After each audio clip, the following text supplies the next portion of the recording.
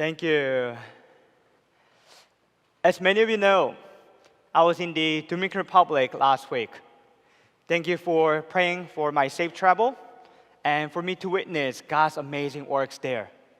This trip wasn't simply to visit a place where I grew up. I traveled there to attend the final week of the summer camp for Haitian youth and young adults. And so I came back with one photo to share with you.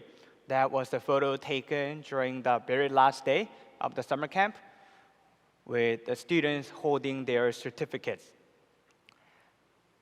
The summer camp began 4 years ago to provide opportunities for holistic growth among Haitian young people who are born in or currently live in the Dominican Republic. Many of them face limited opportunities, social exclusion, and uncertainty about their futures. Through the summer camp, students live, learn, worship, play, and grow together. They study subjects such as English, math, science, computers, arts, physical education, civics, and Korean. Yes, we taught them Korean. More importantly, they build relationships, deepen their faith, and begin imagining new possibilities for their lives. Over the last 4 years, I have had the great privilege to helping organize this camp and witness growth in these Haitian young people.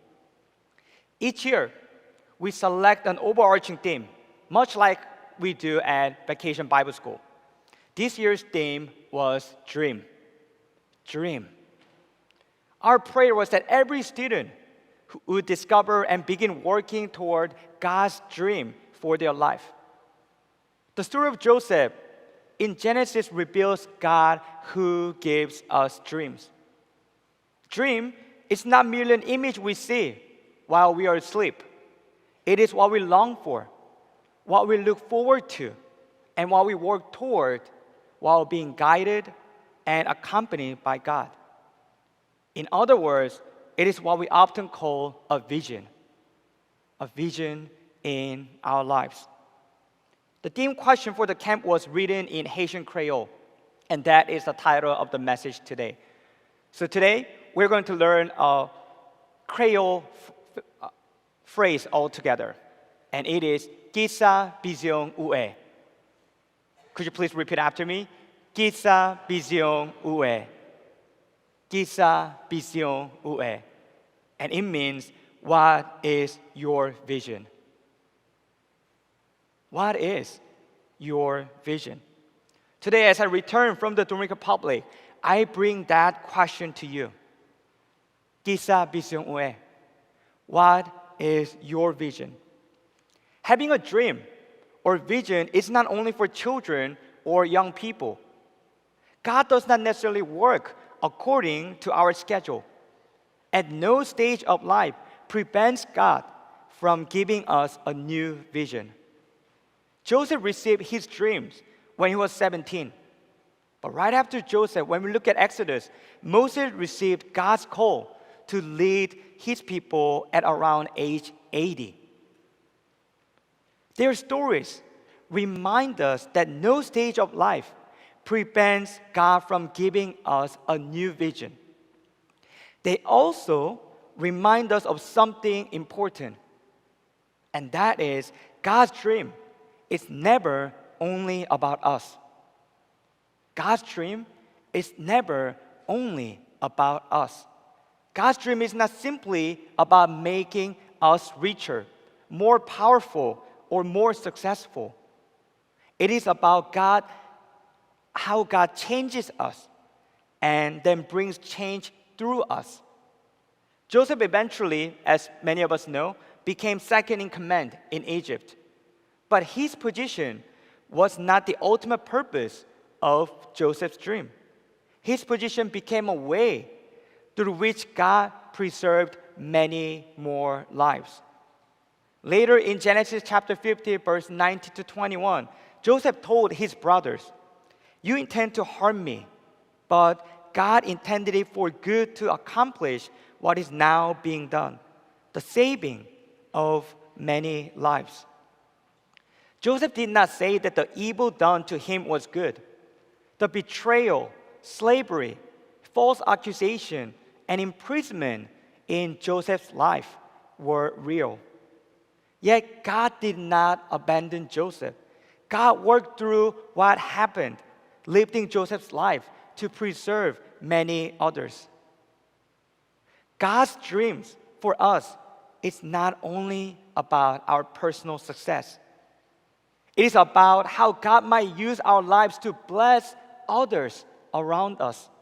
It is about how we can be changed and become a source of change in our communities and in this world. Throughout the past 4 years, God has continued to give me dreams for this ministry. So I have a dream too. I have a dream of continuing to participate in God's ministry among Haitian youth and young adults. My dream is that God would accomplish amazing works through every student who comes to the summer camp. My dream is that they would discover the gifts God has placed within them, grow into the people God is calling them to become, and become agents of changes for their families, for their churches, for their communities, for Haiti, for Haitians throughout the world, and all those who come to know more about God. All those who are in need to know more about God. In our Methodist tradition, John Wesley famously declared, "The world is my parish." The world is our parish. That parish includes our neighborhood. It includes Red Bank. It includes Monmouth County. But it also extends beyond our town, our state, and our nation. Wherever people are longing for hope, dignity, opportunity, and abundant life, God invites the church to be present. So as I return from the Dominican Republic, I bring back more than photographs and stories to share with you. I bring back a question. Quizá visión ue. Quizá visión ue.